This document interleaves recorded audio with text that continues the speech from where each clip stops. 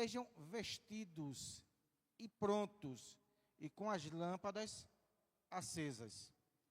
Isso reporta a vocês alguma memória bíblica?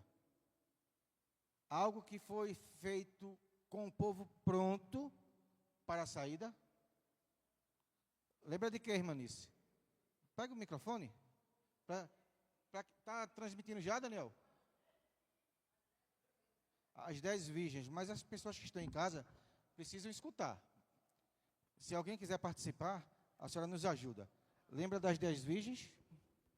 Em que termo a senhora se lembra das 10 virgens com essa questão de estar pronta? Como? A senhora lembra das 10 virgens por essa passagem de estar pronta em quê? Eram 10 virgens. 5 nécias, é assim que a história conta, né? E 5 prontas, esperando o noivo chegar, que é o que nós estamos fazendo aqui, né? Esperando o noivo chegar. Só que nós não podemos nos comportar como as nécias, porque elas eram crentes também. Só que elas estavam, como muita gente hoje está, desapercebida, né? As coisas estão aí acontecendo, as profecias estão todas se cumprindo e as pessoas estão se casando, dando-se em casamento, brincando, vindo para a igreja só para passear, enfim. Mas quando o noivo bater na porta, ele só vai realmente casar, né? Com as 10 que estão prontas. Então, essa passagem de estar pronto e com a lâmpada acesa relembra a história das virgens. Alguém mais tem outra lembrança bíblica que possa fazer, de alguma forma, alusão a esse texto? Alguém mais nos ajuda?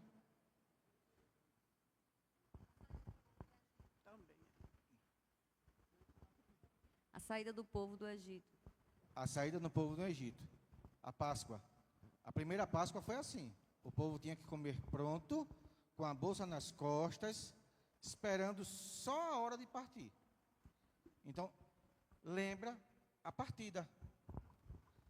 Lembra uma partida. As noivas têm a partida. As 5 que estavam prontas, prudentes, partiram com o noivo. A história da Páscoa, capítulo 12 de Êxodo, quando comeram aquela refeição pascual, pintaram os umbrais da porta, já de sandálias nos pés, roupas e bolsa nas costas, lembrou uma partida. Então, o que Jesus está dizendo aqui é que estejamos prontos para essa partida. Essa questão remonta muito à questão da iminência na escatologia. A Igreja de Deus, ela crê nos artigos da regra de fé 13 e 14, isso mesmo, da segunda vinda de Cristo. Vai ser pré-milenial e dará primeiro a ressurreição dos mortos, e no mesmo instante, em frações de segundos, em um piscar de olhos, os que estão vivos e irão com o Senhor serão transformados. Há só uma questão nesse contexto. O Senhor Jesus diz, já no versículo 36, que virá depois das bodas. E aí monta uma segunda perspectiva. Aqueles que acreditam que a igreja fica durante a tribulação, acredita-se que durante o período da tribulação, o Senhor estará vivendo as bodas com aquele povo que é arrebatado. E somente depois das bodas, o Senhor virá, sendo um período pós-tribulacional.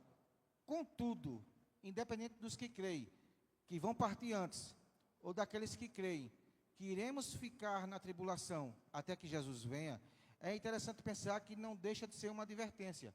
A advertência é para que estejamos prontos para partir e encontrar o Senhor, ou para ficar e perseverar diante de dificuldades. Eu creio que iremos partir antes, mas existem pessoas que creem diferentes, e por isso, como escola dominical, a gente tem que ensinar as duas crenças, tanto os que creem que vão antes, quanto aqueles que creem que vão passar pela tribulação. Todas as duas correntes são pré-mileniais, acontecerão, segundo a crença, antes do milênio, do período que Jesus virá e que reinará por 1000 anos com o povo. Todavia, o texto, ele dá a gente algumas características para que a gente esteja pronto. Porque na vida cotidiana, como a irmã disse bem falou, muita gente tem esquecido de o que a gente vive aqui, a gente vai prestar conta. Nós estamos sob o nome, a gente carrega o nome de Cristo. Nós somos cristãos. E como nós estamos nos portando nesses dias que antecedem o nosso encontro com Ele? Porque muitos vão esperar o dia que o Senhor voltar. Seja por um rapto, pelo arrebatamento, ou quando Ele raiar nas nuvens, como os outros creem. Entretanto, outros já irão partir e encontrar-se também com o Senhor. Como nós estamos para nos apresentar a Ele? Como está a nossa caminhada? É sobre isso que esse texto, do versículo 35 ao 59, fala. Ele traz para mim a responsabilidade do que eu tenho feito com aquilo que me foi confiado. A gente vai ver que já na primeira parte, dos versos 35 a 40, ele fala sobre a vigilância dos servos. Estejam cingidos os vossos lombos e acesas as vossas candeias. Vamos trocar as palavras e dizer assim: estejam preparados. Que eu esteja pronto. Porque talvez não seja amanhã, para mim talvez seja hoje. Então eu tenho que estar pronto. Segundo Mateus, dos versos 42 a 44, é um texto correlato a este de Lucas. Se os irmãos quiserem ficar em Lucas, eu vou sozinho lá em Mateus, para a gente ver esse contexto. Mateus 24, do 42 ao 44, diz assim: Vigiai, pois, porque não sabeis a que hora há de vir o nosso Senhor. Mas considerai isso: se o pai de família soubesse a que vigília da noite havia de vir o ladrão, vigiaria e não deixaria que fosse arrombada a sua casa. Por isso estáis vós apercebidos também, porque o Filho do Homem há de vir, a hora em que não percebeis. Entra em uma curiosidade. No texto de Lucas, ele vai dizer que virá como ladrão, repentinamente. E que a gente não tem como pressupor a hora que o ladrão vem. Porque se soubéssemos a que hora o ladrão viria, estaríamos de guarda, guardando aquilo que é nosso, para que o ladrão não levasse. Mas como saber a hora que o ladrão vem? Será que nós também estamos condicionados a esse mesmo paralelo de não saber a hora que o ladrão chega? Paulo, escrevendo as epístolas, é interessante que ele vai dar algo a respeito disso. Na segunda epístola aos Tessalonicenses, no capítulo 5,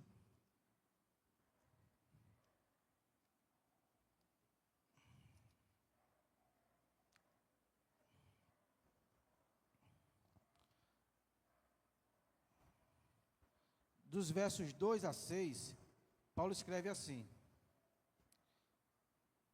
Porque vós mesmos sabeis muito bem que o dia do Senhor virá como ladrão de noite.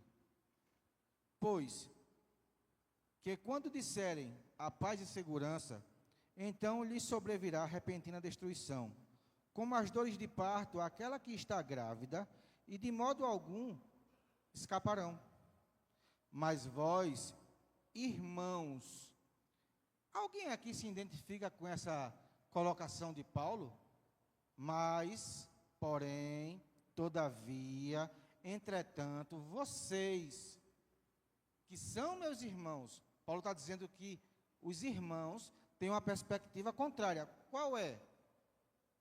Já não estáis em trevas, para que aquele dia vos surpreenda como ladrão. Quem está em trevas não vê nada, está escuro. Mas quem está na luz, quem vive na luz, não é apanhado de surpresa, é o que Paulo está dizendo. Por quê? Porque consegue discernir o tempo que estamos vivendo. Se nós não estamos mais em trevas, não seremos pegos de surpresa. Todavia, o versículo 5 diz: todos vós sois filhos da luz e filhos do dia. Nós não somos da noite e nem das trevas. Aí o versículo 6 adverte a nossa vigilância. Não durmamos.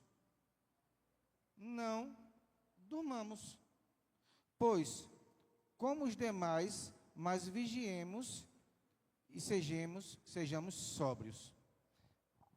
Quer dizer que, mesmo eu estando na igreja, mesmo eu vindo à escola dominical, mesmo participando dos cultos, oferecendo sacrifícios de louvor ao Senhor, eu posso dormir e ser pego de surpresa? Lembra da colocação que a irmã Nice fez no começo? Ela fez uma semelhança desse texto com o texto de Mateus 5 das 10 virgens.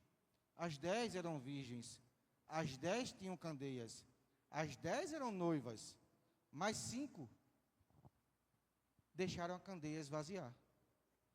Mas o texto vai dizer que as 10 dormiram. Sim, mas se ouvir um alarido, uma zoada, um grito, uma trombeta, dizendo: despertem, o noivo vem aí. Quando se deram conta que o noivo estava vindo, as que estavam preparadas com azeite na candeia, conseguiram acender suas lâmpadas e seguir o noivo. Como está a minha vida diante dessa preparação que anela, que anseia, que deseja que o noivo venha? Maranata, hora vem, Senhor Jesus. A gente canta isso aqui. Aí Jesus chegou agora, de repente, na minha vida. Comecinho da escola dominical. Como é que eu estou para me apresentar diante de Jesus? Como é que nós estamos? Ser crente é ter compromisso. Ser crente é viver crente. Na igreja, em casa, no trabalho, na faculdade, na fila do ônibus, na padaria, no açougue. Ser crente pede a mim uma responsabilidade individual.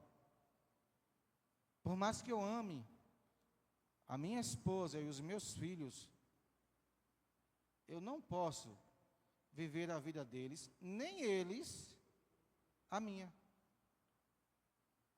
Ser crente é estar com azeite disponível, se possível, sobrando, para que a minha candeia não apague.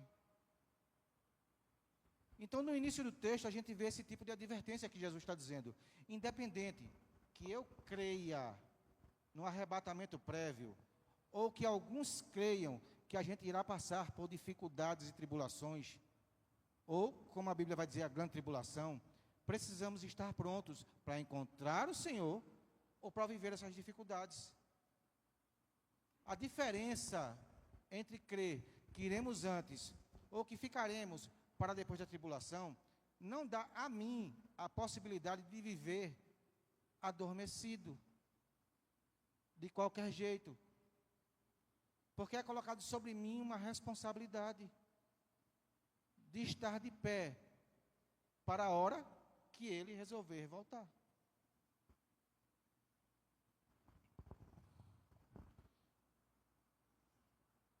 Segundo Moody, ele diz o seguinte: Jesus chama a nossa vigilância para que aguardamos o seu retorno iminente. Porém, a iminência só é caracterizada por uma volta pré-tribulacional.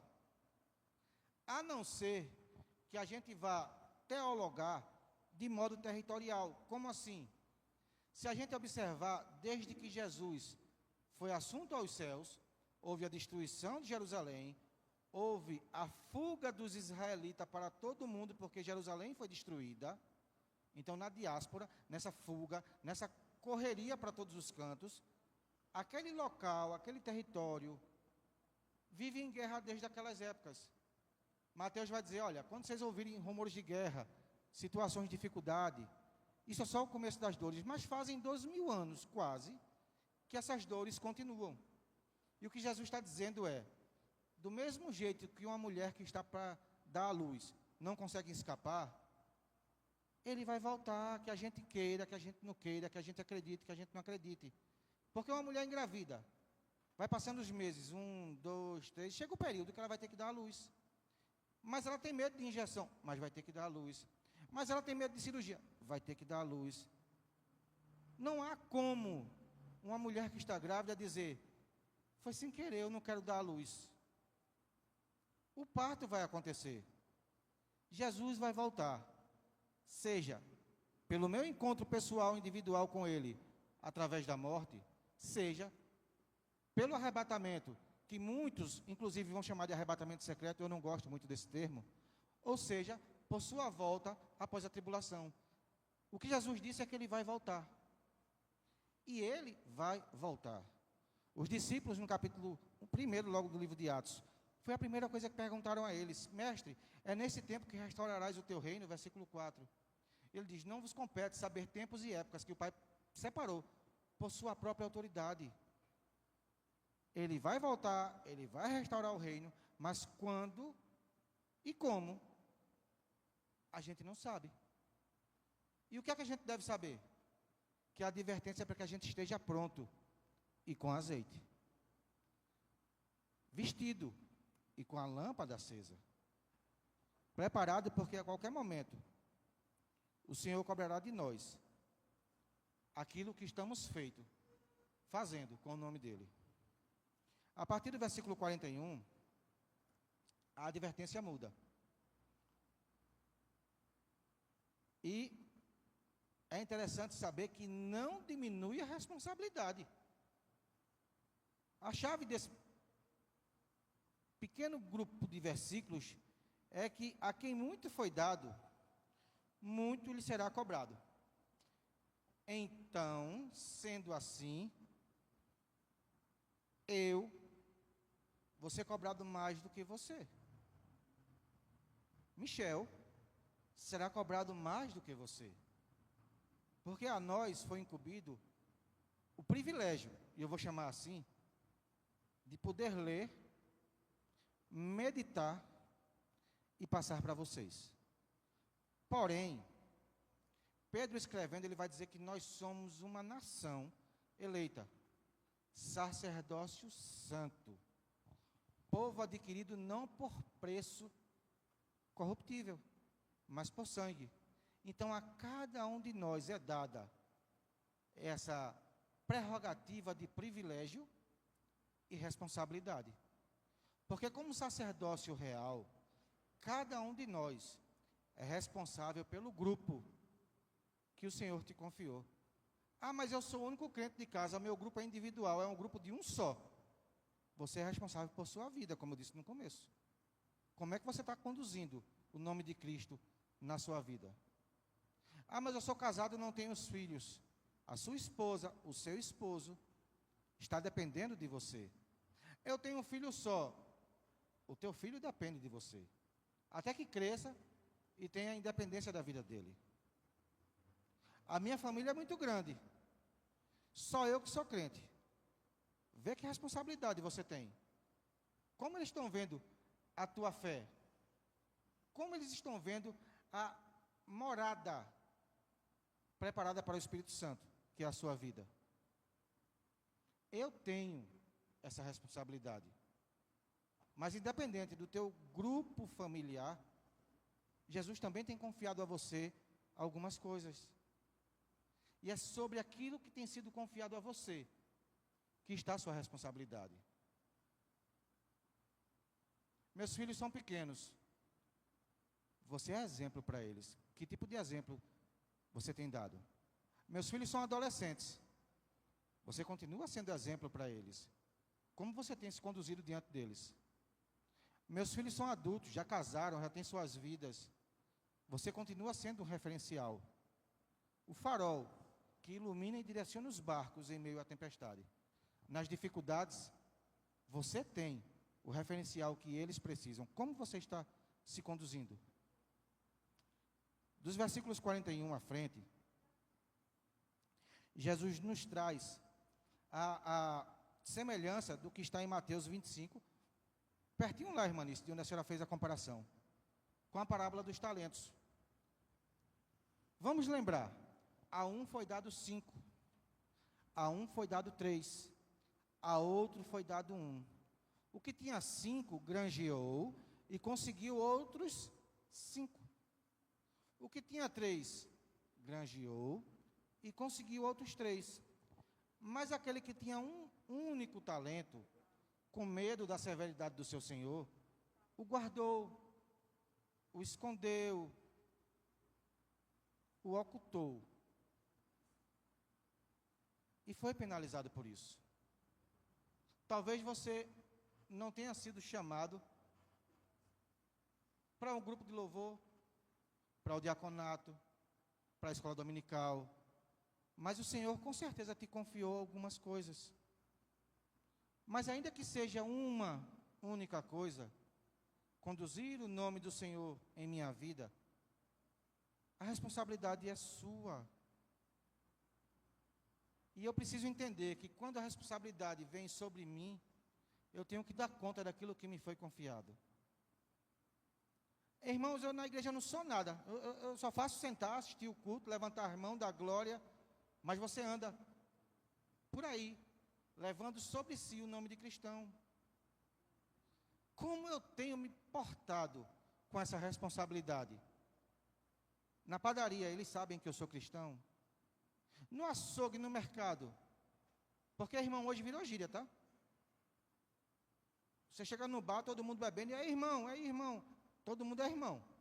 Daqui a pouco vão começar a elevar os cargos do bar para o diácono bebo, o evangelista bebo, o pastor bebo. Porque virou gíria. Bênção. Irmão. Virou dito popular. Mas em mim, independente de como me chamem, existe uma responsabilidade de conduzir na minha vida o nome de Cristo. E ele está dizendo que a quem muito é dado, muito é cobrado. Se ele me dá o privilégio de morar num país que eu posso ler a Bíblia, estudar, interpretar e passar para alguém algo que está escrito, a minha responsabilidade já é um pouco maior. Se você tem esse mesmo privilégio, não enterre esse talento. Se você pode, de alguma forma, louvar ao Senhor através de algo, não enterre este talento. Multiplique, granjeie outros, consiga alcançar pessoas através daquilo que Deus te confiou. Mais adiante, um pouquinho mais, dos versos 49 a 53, parece-me, por esse pequeno trecho que a gente está vendo, a gente viu do 35 ao 59, a parte mais afiada dessa espada. Porque ele diz assim: não pense que eu vim trazer paz. A gente viu há pouco, no texto de Paulo em Tessalonicenses, que o mundo em geral anseia e anela por paz. Jesus disse que a paz que eu vos dou, o mundo não conhece, é uma paz diferente. Mas aqui nesse sermão, ele vem de modo explícito dizer: eu não vim trazer paz, mas espada, colocar em dissensão um contra o outro. E aí nessa perspectiva é bem interessante e curiosa. Ele veio agitar, fazer confusão, mexer naquilo que está aparentemente calmo e colocar divisão? Sim. Como assim? Deixa eu tentar te explicar de modo prático. Eu vivi a minha vida como me convinha, como eu queria. Mas minha esposa resolveu caminhar com Cristo. E na nossa casa se criou uma divisão. Eu vinha com ela muitas vezes até a porta da igreja, deixava ela, quando eu vinha, quando ela não vinha só trazendo os meninos pequenos. Deixava ela aqui e ia para aquilo que eu queria. Divisão. Ela está num lugar, eu estou em outro. Dissensão, porque muitas vezes ela queria vir para cá e eu queria convencê-la a não vir. Confusão. Quantas vezes discutimos, porque parecia que era algo implícito. Domingo tem igreja. Então eu tenho que criar um atrativo, algo interessante, algo que de alguma forma roube a minha família da igreja para estar comigo. Então logo cedo eu inventava uma viagem, um passeio, a praia, um shopping, e saía. E por lá a gente almoçava, e por lá a gente esticava. E quando eu via, dizia assim, parecia até uma satisfação. Dá mais tempo hoje não, né? Vamos ficar aqui até mais tarde logo. E acontecia às vezes um domingo, e eu forçava o segundo, e eu forçava o terceiro, e era uma situação constante. Por isso que alguns ditos parecem engraçados, mas não são. Não brinca de ser crente, porque o diabo não brinca de ser diabo. As dificuldades e adversidades, elas não cessam. Elas são constantes. Eu fui um opositor durante muito tempo. E não é porque eu não queira Cristo, não queira o céu, não goze hoje da vida que eu estou levando, não. É porque eu era cego, eu não conhecia. E sendo cego, a gente não percebe aquilo que a gente está perdendo. Quando Jesus disse que não vem trazer paz, mas dissensão é isso. Aparentemente uma calma, mas um se rende a Cristo. Toda a família fica logo contra. Porque aquilo que vai te agradar, enquanto a escama dos olhos deles não cair, não vai agradar a eles. Você muitas vezes parece que vai ser o opositor dentro da sua casa, porque as situações que eram comuns a você, não são mais. A tolerância que você tinha para muita coisa, não existe mais. As brincadeiras, conversas, ambientes que você frequentava, não lhe convém mais. E com isso, a dissensão acontece, a divisão acontece. Ah, mas na minha casa é diferente, irmãos. A minha esposa não é crente, mas ela aceita o evangelho e ela vem comigo, mesmo não se convertendo. O meu esposo também. Ah, os meus filhos são amigos do evangelho. Deixa eu dizer uma coisa para você. A gente viu isso na semana passada. Amigo do evangelho não recebe a vida eterna. Porque no meio da confusão, aquele que está em cima do muro, não percebe que o muro não pertence a Cristo, mas pertence ao diabo. E para que você de alguma forma consiga ajudar essa pessoa que hoje é escrava e não percebe que o caminho real é Cristo, situações difíceis vão acontecer. Situações complicadas vão surgir.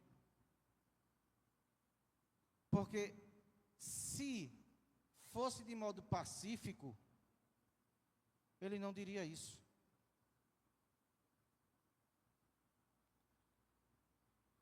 Quando as escamas conseguirem ser derrubadas, e você puder declarar aquilo que declarou Josué no capítulo 24 do seu próprio livro, eu e a minha casa servimos ao Senhor, você conseguiu vitória. Mas até lá, batalhas serão travadas. E muitas vezes batalhas silenciosas, guerreadas no joelho, guerreadas em oração, guerreadas em silêncio, porque Deus pelejará por vós. A nossa briga, como disse Paulo, não é contra carne nem sangue. A nossa briga não é com o nosso semelhante. É contra principados e potestades. É contra o mundo espiritual que me capturou e me aprisionou por muitos anos.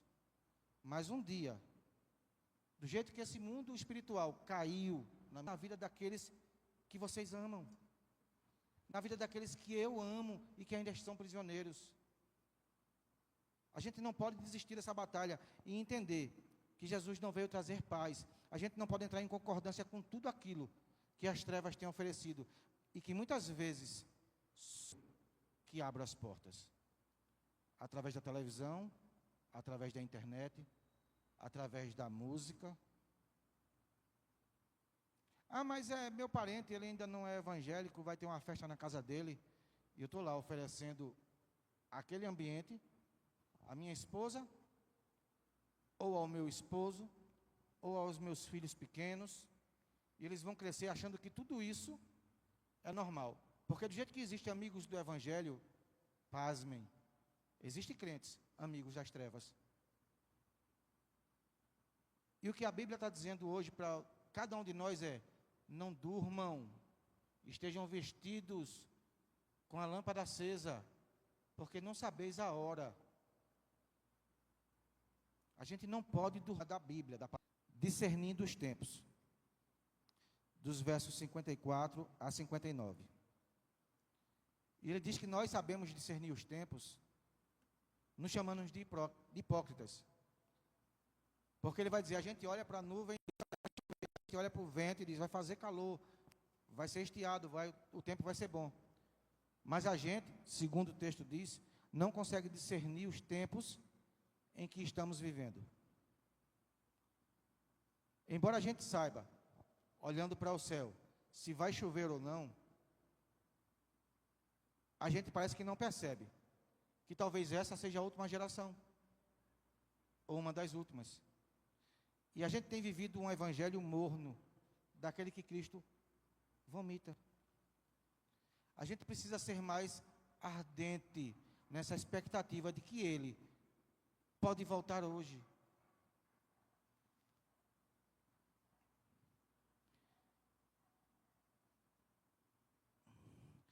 Segundo Timóteo, capítulo 3, o apóstolo Paulo fala a seu discípulo,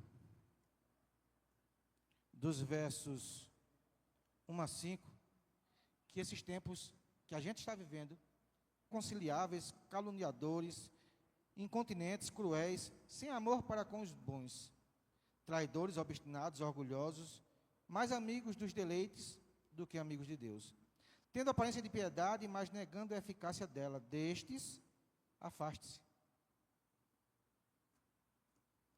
Há bem pouco tempo atrás, eu tinha 15 anos. E a gente, nesses tempos, a gente fazia silêncio na rua, não podia ligar uma música, não podia jogar bola, não podia brincar de pega, não podia correr. Se um parente de alguém que morasse na rua, não precisava ser quem morava na rua, um parente de alguém que morasse na rua, tivesse numa situação crítica de saúde ou falecido.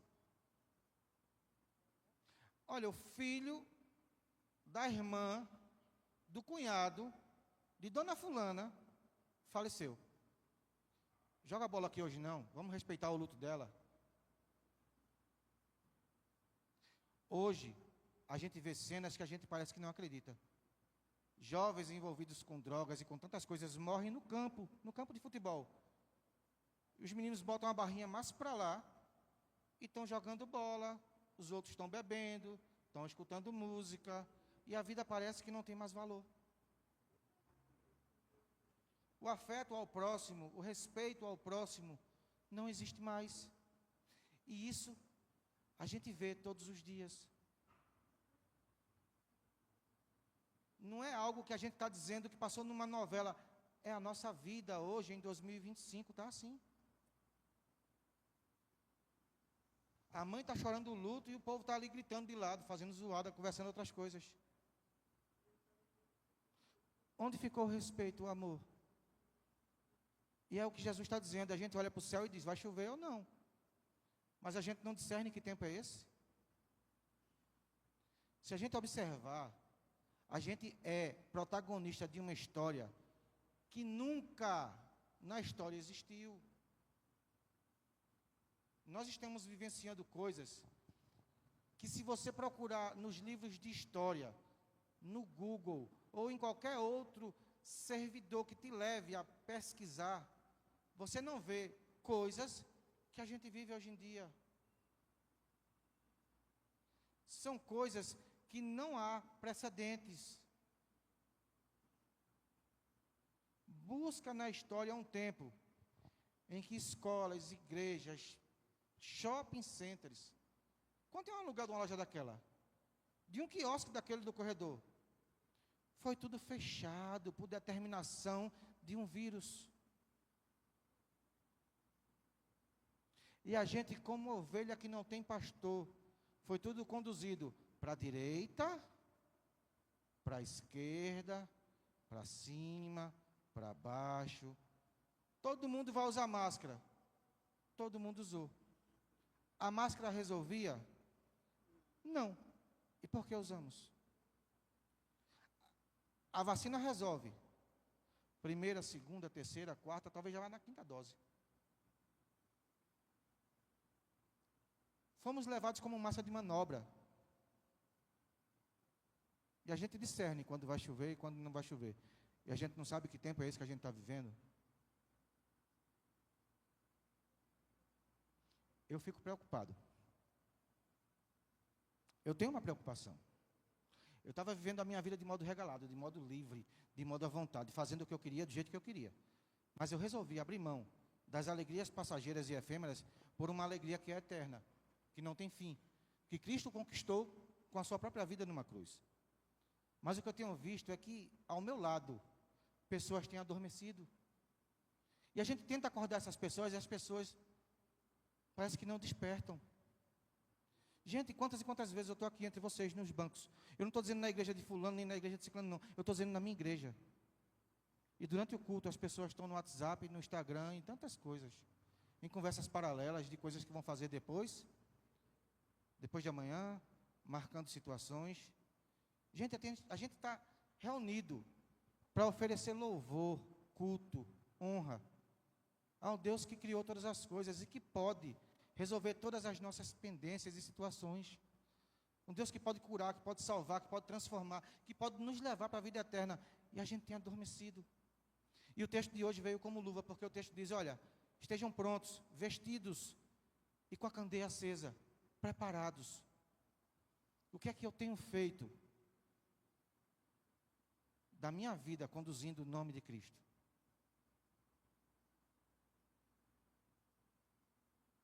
Gente, é preciso despertar. É preciso que eu tome postura comigo mesmo. Porque o evangelho muitas vezes é pregado sem palavras. A minha vida vai dizer a quem eu quero evangelizar, que tipo de Deus eu tenho servido. Ah, mas o meu amigo do trabalho é um coração duro, eu falo do amor de Jesus, falo tanto, mas muitas vezes ele me vê brincando, com brincadeiras que não condizem a um crente. Muitas vezes ele me vê flertando, muitas vezes ele me vê tomando vantagem em situações que eu não deveria tomar. Aí eu digo a vocês, vamos orar. Como é que está a minha vida de oração?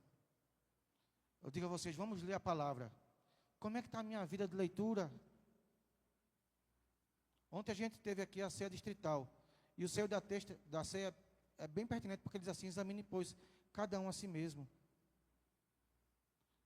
Examine, pois, cada um a si mesmo. Depois coma e beba. Depois tenha comunhão. Depois o sacrifício de Cristo é por você. Você come o pão e toma o vinho e você se faz um com ele. Porque imagina que eu tenho alergia, de repente, a, sei lá, alguma coisa, e eu como aquilo que eu tenho alergia. Depois que eu mastigar e engolir, já está em mim. Eu vou precisar ser socorrido, tomar remédio, de repente fazer uma lavagem, porque aquilo já está em mim. E eu comi o pão, e eu tomei o vinho.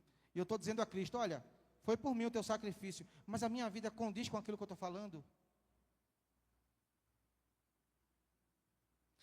É preciso repensar, é preciso recalcular as rotas. Aquele que está no caminho certo, continua firme, não desiste. Vai adiante, avante. Falta só um pouquinho. Você está quase cruzando a linha de chegada. Mas se de repente eu estou em um caminho tortuoso, é hora de remanejar o GPS e recalcular a rota. Os dias são cruéis. Os dias são maus. Mas se nos juntamos para ler, ouvir e bem dizer o nome do Senhor, ainda resta uma esperança para cada um de nós. Precisamos seguir firmes. Essa jornada que Jesus está fazendo, do capítulo 9, versículo 51, vai finalizar numa cruz. demonstrando o seu amor por nós. Mas nessa jornada que sai do capítulo 9, não perca as aulas da escola dominical. Capítulo 9, 10, 11, a gente está no 12 hoje. Vem falando sobre isso. Jesus está indo para a cruz e está dizendo a mim, é por você, é por você, é por você. Faz por onde receber esse sacrifício. Faz por onde estar junto comigo naquele dia. Não se agarra a essas coisas daqui não. Por quê? Porque a gente tem vivido aqui de um modo tal que parece que eu não quero mais que ele volte. A vida aqui está boa, Senhor. Tá legal aqui, está tudo bom. Meus filhos estão casando, os netos estão aparecendo, tá uma beleza. Não vem não, Senhor, agora não, deixa o menino crescer. Os meninos vão fazer faculdade, vão casar. Espera aí, Senhor, vem agora não. E o texto é totalmente o contrário. Eu disse isso outra oportunidade, no culto da manhã, na aula da manhã. E eu vou contar para vocês, a gente participou agora há pouco de um encontro de missões. E um abençoado lá do Ceará, que saiu de lá, para nos abençoar com a palavra. Ele disse que queria ter 10 filhos, e o povo riu. Por enquanto ele vai com 4 a 5. Eu disse, eu quero ter 10, meu irmão, 10 filhos, porque os muçulmanos têm crescido de um modo absurdo. Olha, é 10 meninos que vai ser homem-bomba. Eles estão espalhando e disseminando isso no mundo todo. E eu quero 10, para poder ensinar eles a ser missionário, para poder enviar eles como flecha, apontar assim e dizer, vai, vai, vai. Mas tu não sabe se vai voltar, se não vai. Não, a flecha a gente lança, crendo que Deus vai cuidar. Vai, vai. São 10 bocas para falar que Jesus é bom, para falar que Jesus salva, para falar que Jesus transforma. Eu nunca tinha visto um amor desse por filho. Ele disse, o amor que Deus plantou em mim é o mesmo amor que Deus mostra a mim que tem por Jesus. Ele mandou seu filho para morrer. Simplesmente para nos salvar. E eu quero filhos para dizer a esse mundo que ainda há uma esperança, Jesus Cristo. Eu saí impactado com essas palavras. Enquanto a gente quer dar tudo do bom e do melhor, trazer para o ninho e segurar debaixo da asa, ele está dizendo, eu quero filho, para abrir as asas e dizer, voa. Voa disseminando o nome de Jesus.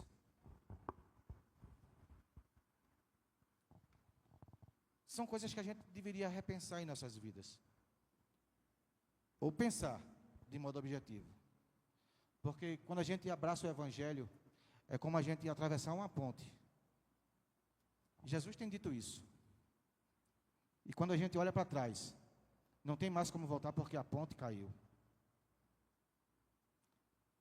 É de passo em passo, como foi pregado ontem, de glória em glória, até aquele encontro com o Senhor. Abraçamos um objetivo. Jesus disse que aquele que põe a mão no arado não volta atrás. É só seguir. Mas não é seguir de qualquer modo. Ele dá as diretrizes, dá o modelo, dá o jeito da gente seguir. E a gente precisa firmar os passos cada vez mais para seguir com fé a Jesus Cristo. Tem tempo ainda? Alguém me ajuda? Comentários, alguma coisa?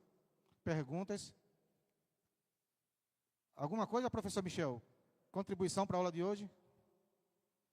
Pastor Márcio, satisfação em revê-lo. Feliz por sua presença. Quer contribuir com alguma coisa hoje?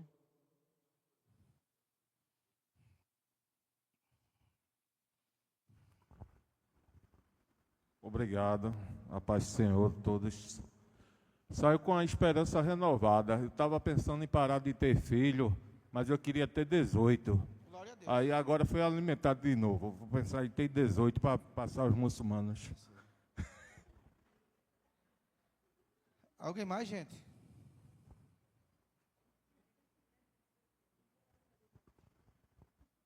Parece um pouco severa essa aula de hoje, né? Mas ela me balança, ela me incomoda, ela me tira do canto. Ela me faz andar em direção ao alvo.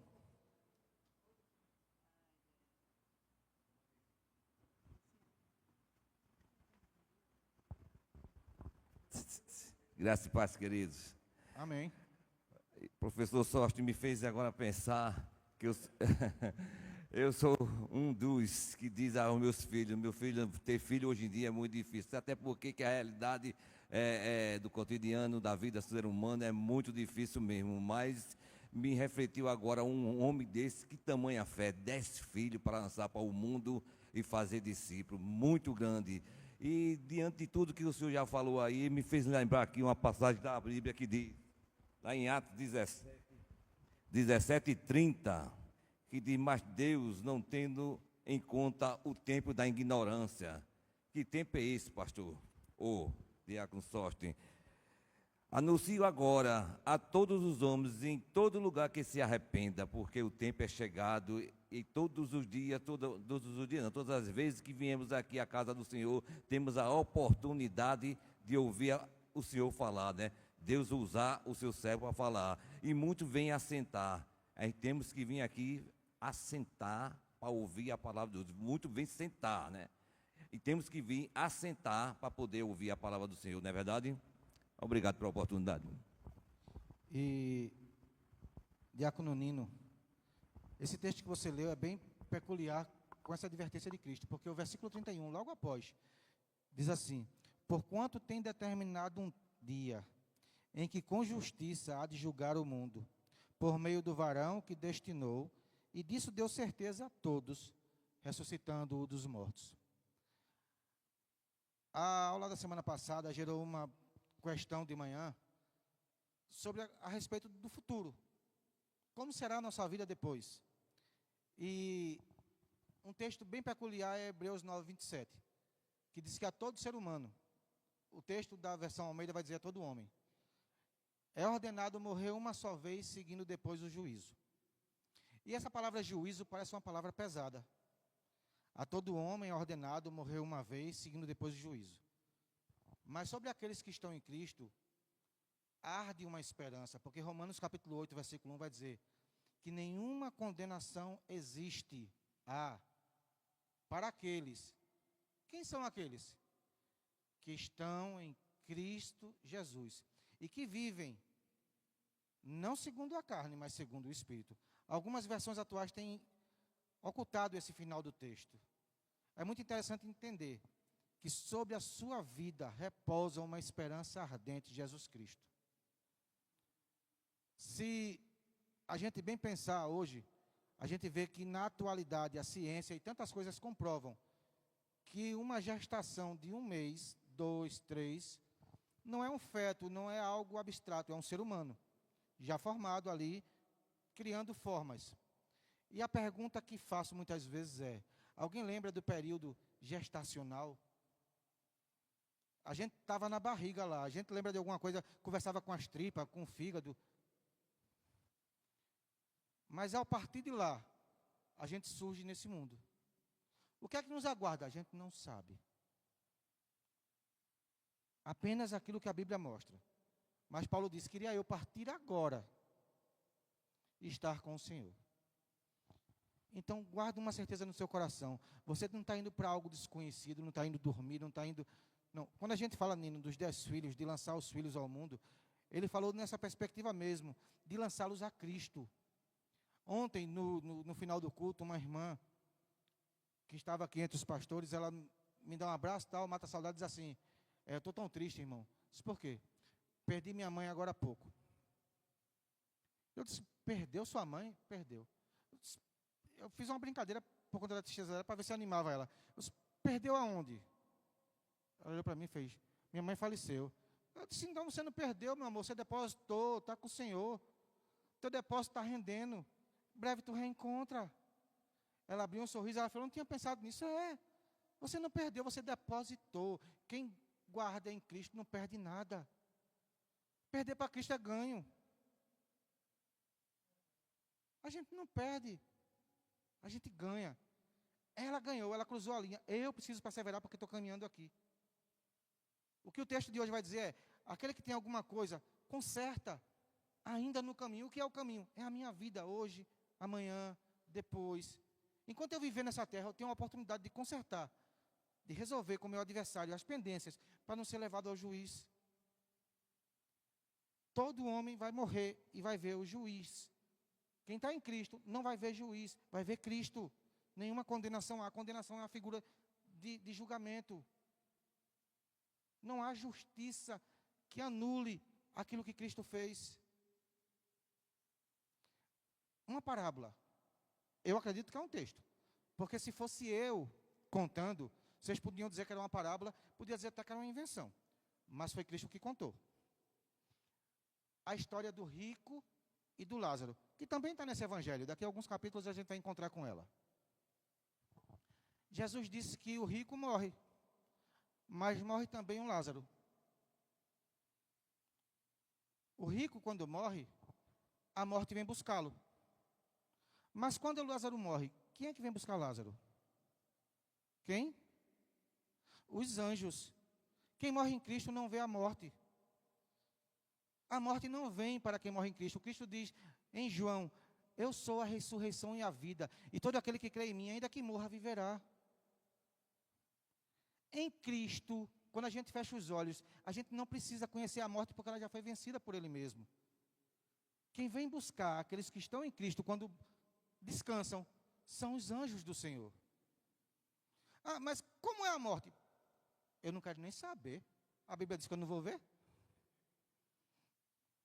Então são coisas que motivam a nossa caminhada, que dão energia, que dão gás, que dão força, para que a gente possa viver cada dia louvando ao Senhor. Pastor, vem cá, chega aqui. Vou aproveitar, vou gastar tudo bem muito hoje. Vai fazer essa oração final aqui, vai fazer alguma consideração se quiser. Castiguei o senhor fazendo o senhor andar um pouquinho, mas foi bom te ver. A paz do Senhor mais uma vez, irmãos. É de grande valia essa aula, que nos conscientiza mais uma vez que o tempo está próximo por causa de tantos sinais, né? Eu estava vendo que uma reportagem estava falando o quanto está uma situação delicada lá na Europa, porque os casais se casam e não têm filhos. E os muçulmanos que estão lá estão povoando toda a Europa.